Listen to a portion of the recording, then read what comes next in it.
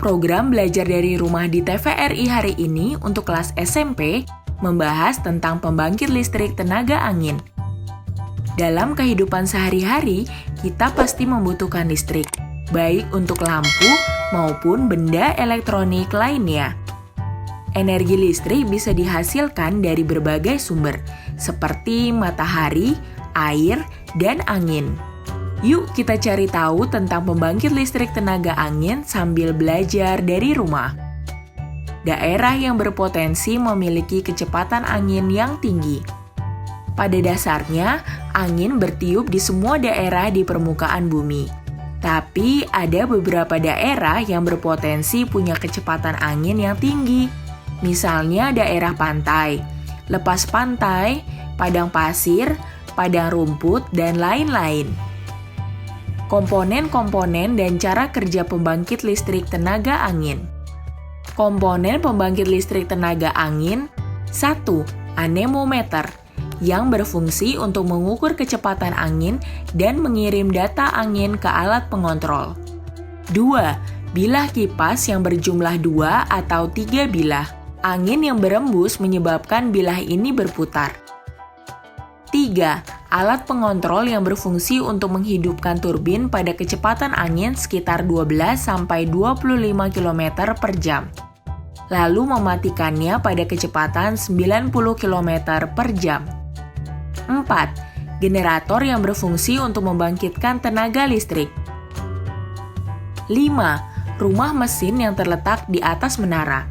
Di dalamnya terdapat poros putaran tinggi atau rendah, gearbox, alat pengontrol, dan alat pengereman. 6. Menara yang bisa dibuat dari pipa baja, beton, ataupun rangka besi. Semakin tinggi menara, semakin besar tenaga yang didapat.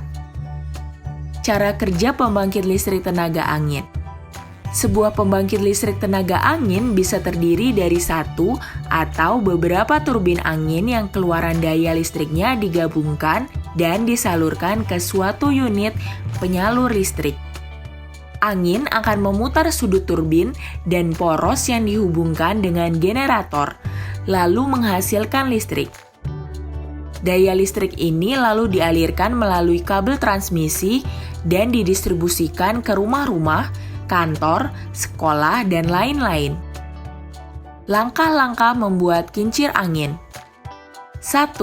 Potong kertas HVS menjadi ukuran 15 cm x 15 cm. 2. Gambar garis diagonal menyilang membentuk huruf X pada kertas.